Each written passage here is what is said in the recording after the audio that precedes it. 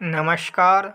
अनोखी तकरीब क्या हुआ था जरीना के साथ। कहते हैं कि जिस घर में बेटी दामाद के बाद भी बैठे हो उस घर में अपनी लड़की कभी नहीं ब्याहनी चाहिए, क्योंकि वहाँ की बेटी आगे बहू की कोई इज्जत नहीं होती। पर सबिहा के घर वालों ने तो कभी ये सोचा ही नहीं था। उन्होंने तो बस लड़का देखा, उसके चाल चलन को परखा, काम धंधा पता किया और बेटी को ब्याह दिया। उन्हें तो यह पता चला जब सबिहा पहली विदाई के बाद घर आई। माँ के हाल चाल पूछने सबिहा ने बड़ी ही उदासी अंदाज में बताया कि बाकी तो वहाँ सब ठीक ठाक है, पर एक गड़बड़ सी जरीना आपा शादी के बाद भी वहीं मायके रहती है। आप लोगों को वहाँ रिश्ता करने से पहले यह सब पता कर लेना चाहिए था। बेटी की बात सुनकर उसकी माँ सन्न रह गई, पर अब वह भी क्या कर सकती थी, इसलिए बेटी को समझाने लगी। यह वाइक हम से बहुत बड़ी भूल हो गई। जब हम तुम्हारे रिश्ता लेकर वहाँ गए थे तो जरीना को वहाँ देखा भी था, लेकिन हमने समझा कि शादीशुदा लड़की है, ससुराल आई होगी,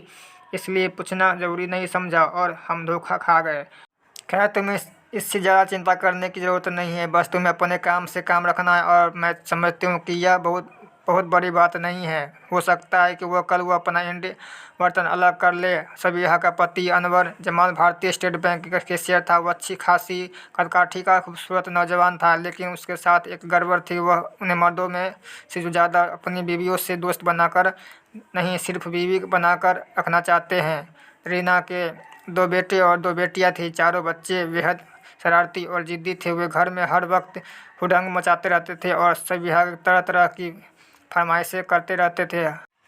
अक्सर उनकी फरमाइशें पूरी देती, लेकिन कभी आतंक आकर कुछ बोल देती तो बस जरीना का भाषण शुरू हो जाता। बच्चे को ऐसे पेश आता जाता, जरा सा घर काम क्या करती, इस वो मासूम को बिना कुछ समझाए बुझाए उसे कोसने लगी। इतनी सी जिम्मेदारी भी तुम्हें निभाने नहीं जाती, इसलिए कहती हूँ कि लड़कियों को ज़्यादा पढ़ाना लिखाना सही नहीं है। पढ़ लिखने के बाद उनके मन घरेलू कार्यों में नहीं लगता। बेटी की चिल्लाहट को सुनकर सबिहा ने माँ भी इसलिए कहते हूँ लड़कियों को ज़्यादा पढ़ा लिखाना सही नहीं, ज़्यादा पढ़ लिखने के बाद उनके मन घरेलू कार्यों में नहीं लगता। कभी बस सबिहा की कोई शिकायत अनवर तक पहुँच जाती तो उसको अलग डांट फाड़ कर सुनने को मिलती, लेकिन यह किसी को कुछ नहीं बोल सकती, अपने सफाई नहीं दे सकती, लेकिन उनकी सुन सकती थी। वह सच को नसीहत देने वाले लगते और सब्र को काम देने के कहते, इसलिए शुरुआत में वो भी वहाँ की बात मायके वालों को बताते थे। बाद में इसे वह भी बताना बंद कर दिया। एक दिन सबिहा अपने हालात से बड़ी भरी बैठी थी। आनंद कुछ कहा, उसने जवाब नहीं दिया।